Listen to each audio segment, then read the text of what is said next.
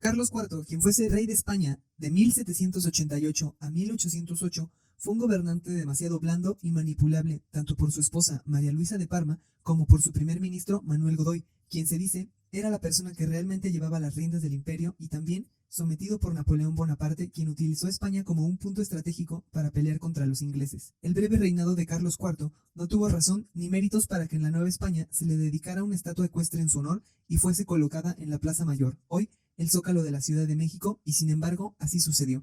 Tras haber sido nombrado por Carlos IV, Miguel de la Grúa Talamanca, marqués de Branciforte, como virrey de la Nueva España, este se dedicó a realizar en el México dieciochesco actos de corrupción y hurtos descarados en favor del mismísimo Manuel Godoy.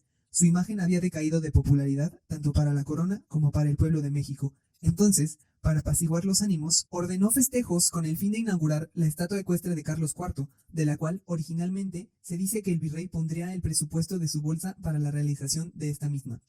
Una vez aprobada desde España, el virrey nombró a Manuel Tolsá como responsable de la obra, quien por entonces era el director en el área de escultura de la Real Academia de San Carlos.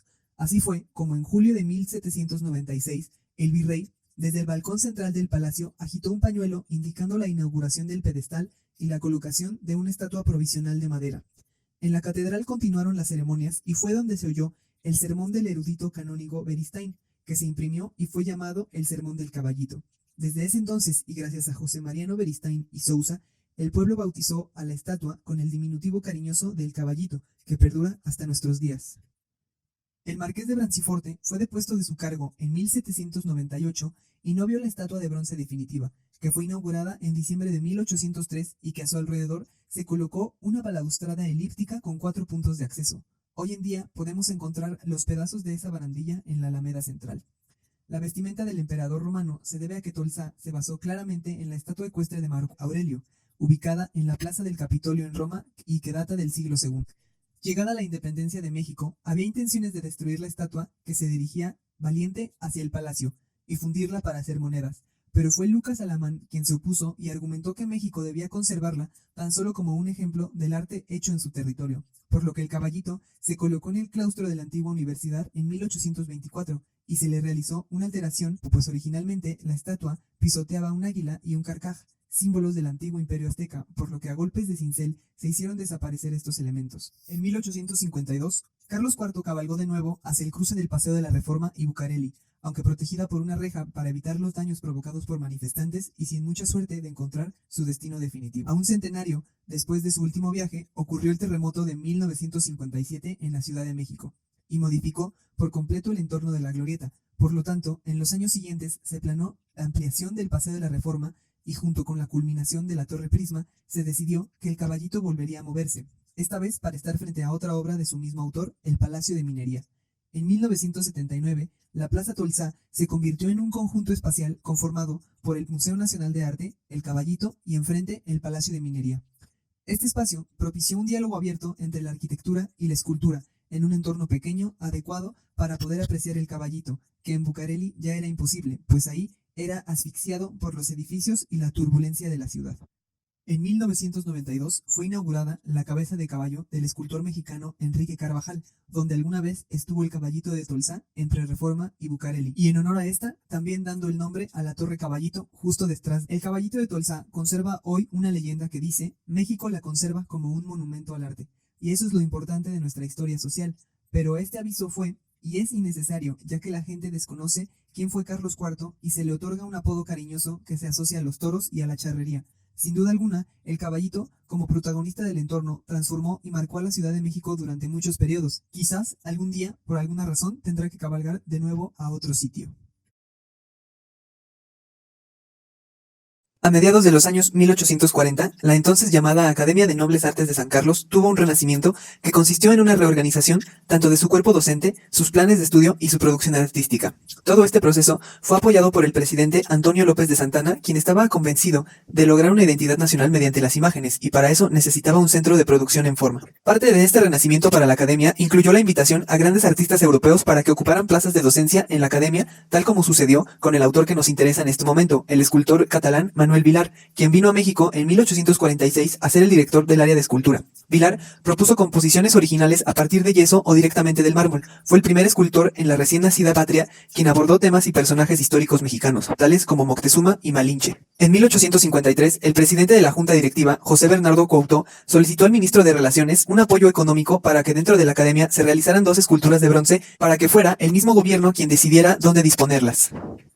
Una sería la estatua del navegante Cristóbal Colón y la otra la del emperador Agustín de Iturbide. Esta última nunca se realizó y el único vestigio que quedó fueron los bocetos realizados por Vilar. Couto tuvo 3 argumentos para su petición. Primero, fomentar el nombre del arte y de la escultura en la academia. Segundo, pagar en nombre de la patria una deuda de gratitud, pues era extraño que en todo el continente americano, al menos hablando de la parte dominada por el Imperio Español, durante ya 300 años, no se hubiese erigido un monumento de parte del Nuevo Mundo al hombre que lo descubrió. El tercer objeto de la academia era contribuir por una parte a que la capital de la República se adornara y se hermoseara, lo cual redundara en honra de la nación, pues es muy natural que se juzgue de toda ella por el aspecto que presenta la primera de sus poblaciones. Los 2 últimos puntos son los que detonan las relaciones arte-política en el contexto de esta obra, la creación de obras de arte con un fin específico en favor de una postura e ideología política financiadas por el mismo Estado.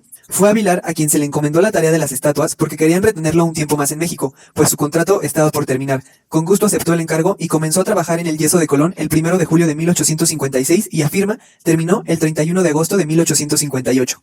En el mes de septiembre del mismo año, Vilar entregó el modelo en yeso del almirante genovés con la mano derecha en su pecho y la izquierda señalando a un mundo que tiene atrás de él. La pieza tiene un carácter escenográfico, porque Colón aparenta estar sobre la marcha. La academia quedó complacida con el resultado y le pagó la suma que le habían prometido a Vilar por dicho encargo. Desafortunadamente, Manuel Vilar falleció en la Ciudad de México en 1860 debido a una neumonía y nunca pudo ver el vaciado de su modelado en el lugar que le corresponde. El modelo de yeso quedó resguardado en las galerías de la academia hasta que en 1892 la Junta Colombina organizó los festejos del 4º centenario del descubrimiento de América y se vació en bronce para colocarse en la entonces Estación Central de Trenes de Buenavista sobre un pedestal hecho por el arquitecto Juan Agea. Su inauguración fue el 12 de octubre de 1892, donde participó el presidente Porfirio Díaz, quien desfiló esa mañana desde el Palacio Nacional hasta Buenavista. El ministro de Justicia, Joaquín Baranda, y Justo Sierra se encargaron de versar unas palabras que no solo honraron a Cristóbal Colón, sino también a la memoria de su autor, el escultor Manuel Vilar. Hoy permanece en su sitio la escultura de bronce, mientras que el modelo de yeso se encuentra en el Museo Nacional de Arte. Tras la segunda intervención francesa en México, Maximiliano de Habsburgo es proclamado emperador en 1863 tanto por los conservadores, que tanto deseaban a un monarca europeo para que gobernara, como por parte de Napoleón III, quien quería tener a México como punto estratégico para fomentar el colonialismo que estaba mejorando notablemente la economía de Francia y por lo tanto que México pagara la deuda que debía. Una vez que Estados Unidos terminó su guerra civil, intervinieron y Juárez pudo regresar a la presidencia, mientras que Maximiliano permaneció un tiempo como prisionero en Querétaro. Juárez recibió todo tipo de súplicas por parte de gobernantes e intelectuales para que le perdonara la vida a Maximiliano, pues la familia de Habsburgo era de las más poderosas y de alguna manera las más queridas, pero Juárez no aceptó. Maximiliano, junto a sus generales conservadores Miguel Miramón y Tomás Mejía, fueron fusilados en el Cerro de las Campanas el 19 de junio de 1867. Mientras tanto, las tropas de Napoleón III nunca llegaron y los soldados de Maximiliano dejaron México. Esto provocó gran tristeza e indignación en la sociedad europea, por lo que Manet, quien estaba en contra del régimen autoritario de Napoleón III, realizó una serie de obras con la escena de fusilamiento de Maximiliano de Habsburgo. Sin embargo, las piezas fueron censuradas y fueron expuestas por Edgar Degas hasta 1890. Fueron 3 pinturas de gran formato, un boceto y una litografía. La escena muestra apenas algunos rasgos faciales en los personajes principales que se sujetan de las manos esperando su cruel destino. Mientras que una multitud desdibujada los observa desde una barda. Los soldados mexicanos están vestidos de azul en alusión al ejército francés, pues Manet apuntaba de traidor a Napoleón III y lo culpaba de la muerte de Maximiliano. El cuadro de Manet tiene una composición tanto formal como temática influenciada por el 3 de mayo de 1808 en Madrid de Francisco de Goya, realizado entre 1813 y 1814. La pintura de Manet fue realizada en 1869, pero el cuadro está firmado el año en que sucedieron los acontecimientos. Camille Pissarro fue de todos los pintores impresionistas el que más estuvo interesado en los temas políticos, sobre todo con un pensamiento anarquista que se refleja en sus obras.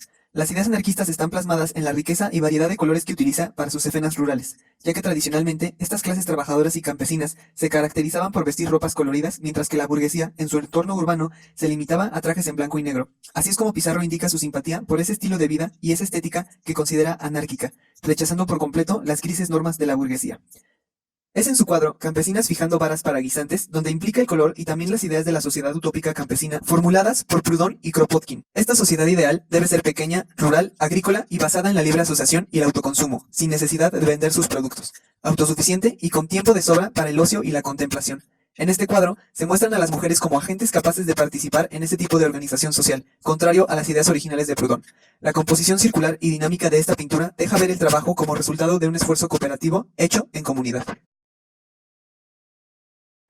A finales del siglo XIX, Cataluña experimentó un esplendor debido a su acelerada industrialización y también gracias al catalanismo presente en la Primera República Española. Este periodo no puede entenderse del todo sin un personaje cuyo nombre es sinónimo de modernismo, Antonio Gaudí. En 1866, Josep María Bocabella fundó la Asociación de Devotos de San José con el fin de que se construyera un templo expiatorio por y para los ciudadanos de Barcelona. El proyecto originalmente fue encargado al arquitecto Francesc de Paula Villar.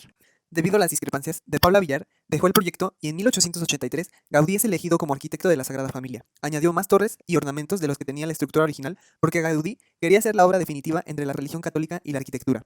Gaudí desafió la realidad al imaginar los infinitos ornamentos que decoran con estricto simbolismo cada rincón del templo, pues ningún elemento es gratuito. Originalmente, la obra era financiada por las donaciones que daban los fieles. Con los años, se hizo evidente que la obra tardaría mucho más de lo esperado y Gaudí se convenció de que no la vería terminada con vida, por lo que se vio en la necesidad de pedir apoyo a los comerciantes y empresarios de Barcelona. Gaudí murió en 1926 y fue enterrado en la cripta de la Construcción. 10 años después, en plena Guerra Civil Española, la Sagrada Familia sufrió daños debido a los ataques revolucionarios y se perdieron las maquetas y planos originales de la construcción. A pesar de los daños, la obra siguió en pie y tras muchas críticas hechas por expertos sobre no continuar la obra, los fieles se han resistido con tal de ver terminado el templo expiatorio. Gracias a la tecnología y a la ingeniería, se han podido reconstruir e imaginar las ideas originales de Gaudí. Hoy en día, la Sagrada Familia sigue en construcción y se tiene planeado que para 2026 se termine definitivamente con el fin de conmemorar el centenario de la muerte de Gaudí. Durante décadas, el templo ha influido protagónicamente en el entorno de la sociedad barcelonesa.